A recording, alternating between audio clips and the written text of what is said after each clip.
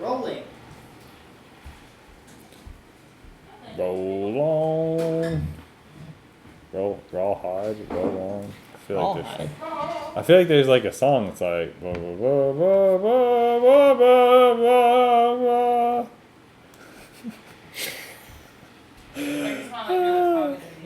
Yeah, I know. This is always what happens. Hello, friends. Welcome to episode something of James and Will talk about photography things, and teach you about how to better your street photography ventures. It's a long name. We're trying to get it shorter, but we're doing the best we can with what we have. We spend all our time taking photos, so we don't think about these things often. So today we're going to have a little chat about uncomfortable street photography experiences. And I was talking to Will beforehand, and he said that he has never had an uncomfortable. All of his experiences are flawless and perfect in every way, and he just handles everything perfectly. Never has any problems. Yeah, it's hard. So tell us about that, Will. Yeah. Teach us how to do that, because I haven't figured that out yet. Yeah, we had a little conversation. I mean, I think some of it's because James had a recent one, but shooting street portraiture, I think you're less likely to get a really, really uncomfortable situation rather than street photography, where some people candid candid street photography. I think the opportunity arises for someone to think you're kind of sneakily taking their photo and going to exploit them in some sort of way, or release their photo to some agency that's going to come and black bag them. So I think in street portraiture, I mean, I think a lot of it's how you look at it, right? Like if you ask me this the day after I have an experience that's probably not that comfortable, I'll probably tell you about it. But I think it's like, it just kind of shows that it's an issue you need to work on, but then it's also something that you don't really want to dwell on. Like you're going up to shoot somebody, like, this is going to be so uncomfortable. But James just recently had a really uncomfortable one that was on his vlog too, and it was uncomfortable for everyone. Yeah, I'm gonna link up to it because I shared it in the vlog a little bit. I actually had the camera on my my camera shooting video on top of my photography camera as it was happening, kind of like Eric Kim style. And so I will probably link up to that at some point, either on top, or I'm getting used to going left when it needs to be right. So it's either going to be there, it's going to be down here. But this experience was hands down, and I said it on the video that day, the most uncomfortable experience I have ever had on the street. Now, I'm somebody who has always said that awkward is a choice. So the way that you handle the situation, the way that you feel about the situation, it's entirely up to you for it to be something that is considered awkward. I reject the notion of awkward. And that's a pretty bold statement, but that's how I think I benefit from having that mindset about things. But uncomfortable is not necessarily. I mean, it is kind of a mindset too, but there are uncomfortable experiences that we have to choose to react to in some way or another. Yeah. This experience was very uncomfortable, and basically, what was happening was I was walking down one of the back streets, and there was an apartment building with balconies all around, just scattered, just organized fashion, not just very ideal, sporadic. Perfect, for taking a street. Yeah, it wasn't like there was a building plan. I mean, they didn't have the balconies on top of things and stuff, but there were balconies, and then there was this lady in a lovely dress, very young woman, in a very lovely flower looking colorful dress of beauty. And it was I walked past, and it was one of those moments where you walk past and you go, oh, that'd be a nice photo. Okay, keep walking. I hesitated. Right. But I came back for the photo. And I on the video, I said, okay, I'm going to go and try to take this photo. I figured it'd be pretty easy. It was a little bit more of a difficult situation because she was up on the balcony and she wasn't down on my level.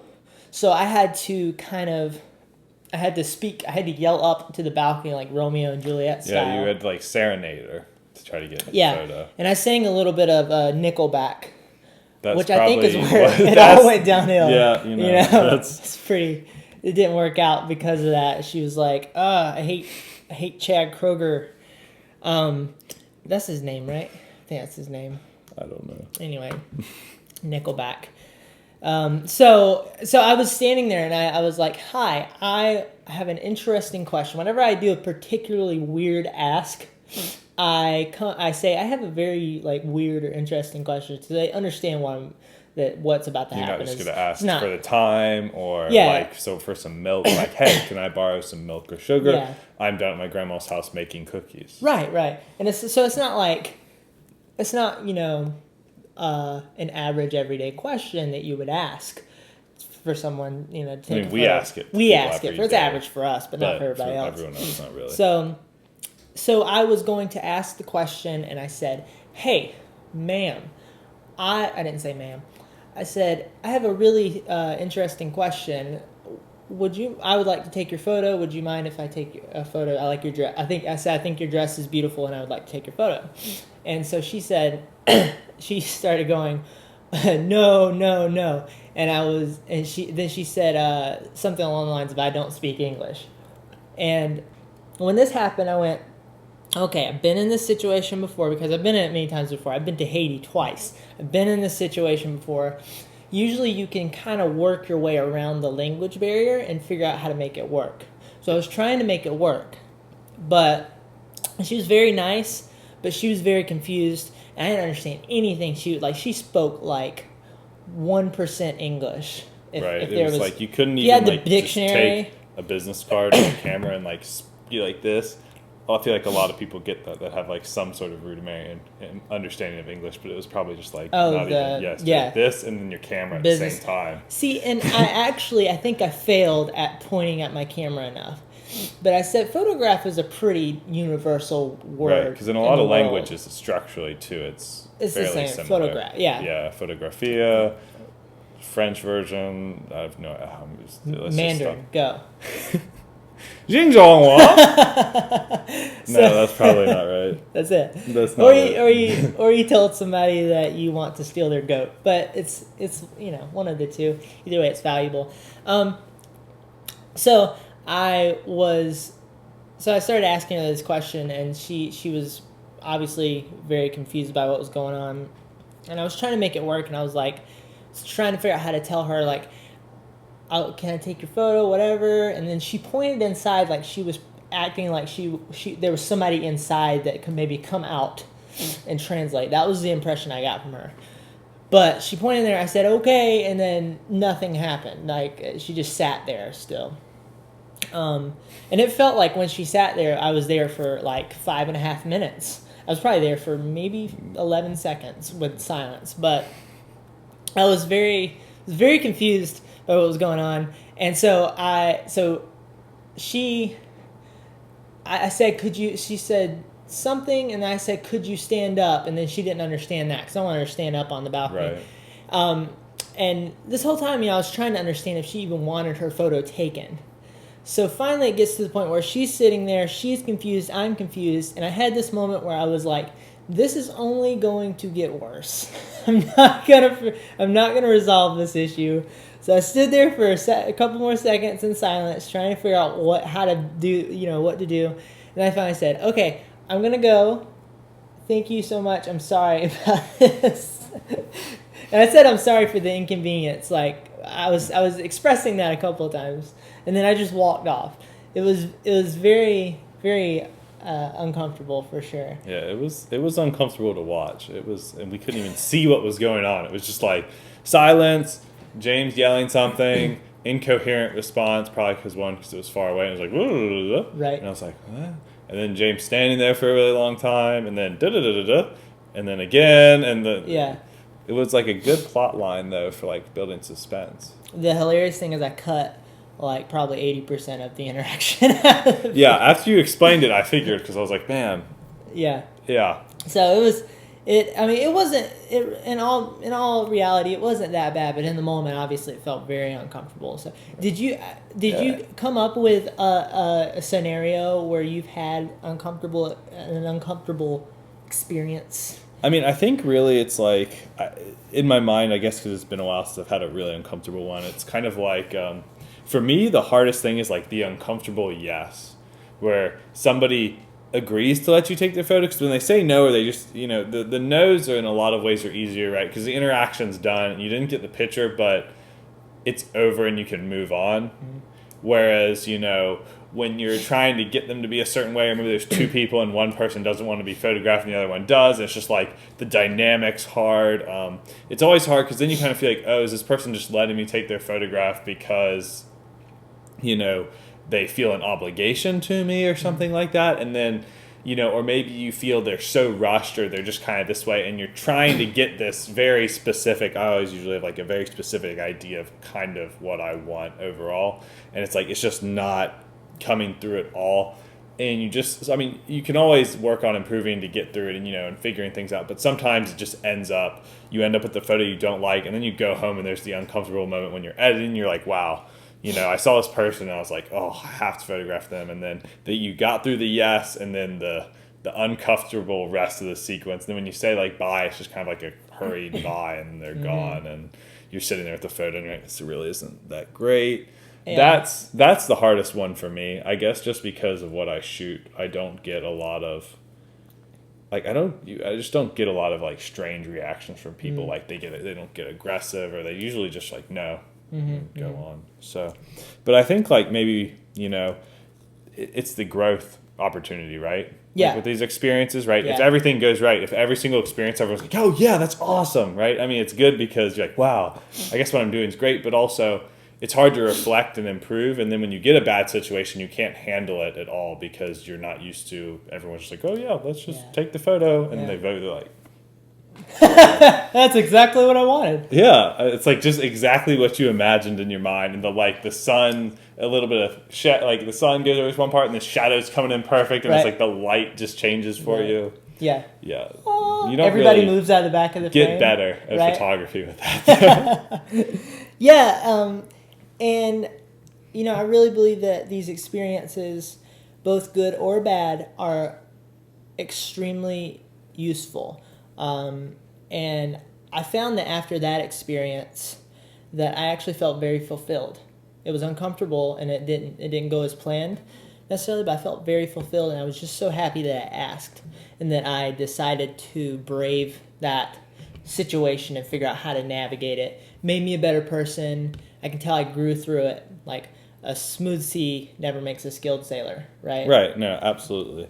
And I mean, I think it's like the whole concept too, directionally, that you've gone through this experience, and it really, like you said, it builds your skill set. And also I think too, it's like this is the type of interaction that so many people are afraid of, and once you go through it a few times, you realize it's just not a big deal. I mean, I couldn't even remember a specific example of an uncomfortable situation that I had. I mean, I've had I'm sure a lot of uncomfortable situations shooting over the past 3 or 4 years, but it's more that they're just not a big deal. And I think so many people, I think a lot of people just never start shooting street, and especially not like street portraiture, like asking people for their photographs, because they're really afraid of that interaction. They always say to me, I'm such an introvert, I can't go ask people, and it's like, even the most uncomfortable interactions are never really bad, really.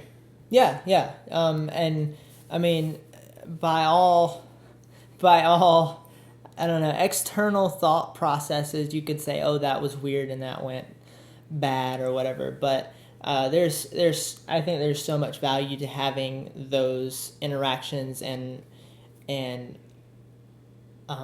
think in the end they're not bad at all. I think maybe you made somebody feel a little weird, but they are, for both people, they are growing experiences, because it takes you out of this place of the normal day-to-day kind of thing. And if people, the more uncomfortable experiences people can have, the better people are, right. I believe. I think people have food, more empathy, right? And for other people and all kinds of things. I think there's so many benefits to that. What's even like food, like you are afraid to try something. It's like it will make you uncomfortable to try some food, but you try it, and then like maybe you love it, maybe you hate it, but you've learned something and you've stepped out of your comfort zone.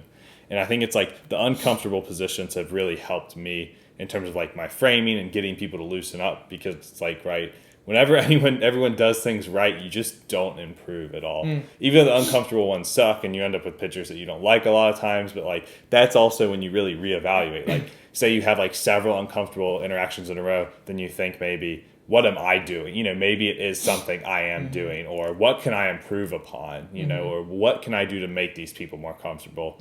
Whereas if you don't have that, you just kind of are content with what you're doing. You're like, well, it's working fine. So you don't kind of improve your repertoire. Yeah. And in photography, you know, especially in street portraitures, like you need to be efficient and fast, and you need to be able to adjust to situations really quickly. And I definitely think, you know, these uncomfortable situations kind of make you be more mentally attuned throughout the process. And you know, when they are comfortable, to me that just means that you're growing and you're being successful. When you're able to help the person feel comfortable, you get a good shot. Like you grow from doing it right. And it helps you become more refined in your process.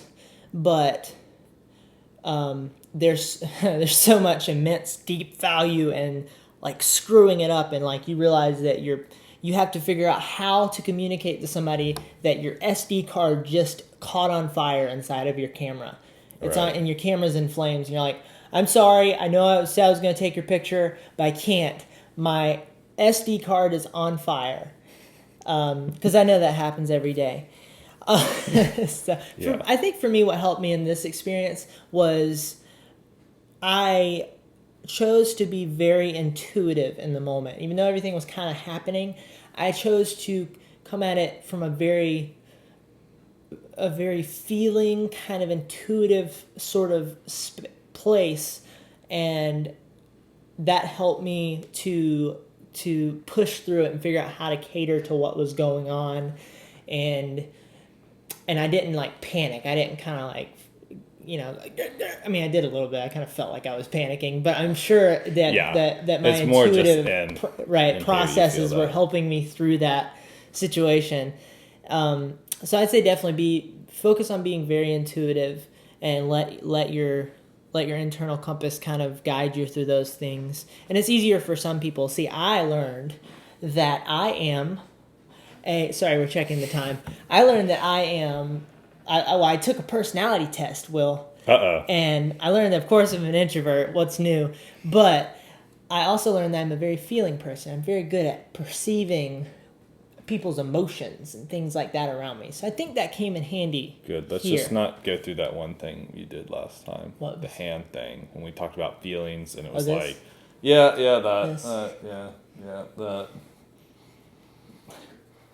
That was a good art piece. That was like Art Deco style. That was nice. We're gonna put that in the museum. Screenshot. That can't be the thumbnail. What if that was the thumbnail twice? Because that was the thumbnail. It would really confuse people. Yeah, it would. It would. They wouldn't know what to do. Okay. Anyway.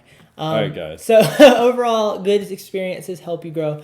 Bad experiences help you grow in a completely different and very deep, very special way. It is good to have bad experiences. Go after them, and you will feel fulfilled when you get through a bad experience and you come out on the other side. That challenge is good for you. So go out there and have some uncomfortable experiences. Yeah, make it weird. Get weird. Make it weird. Go up to a kid and... No, we're not going there. We're not going there. Bye, guys.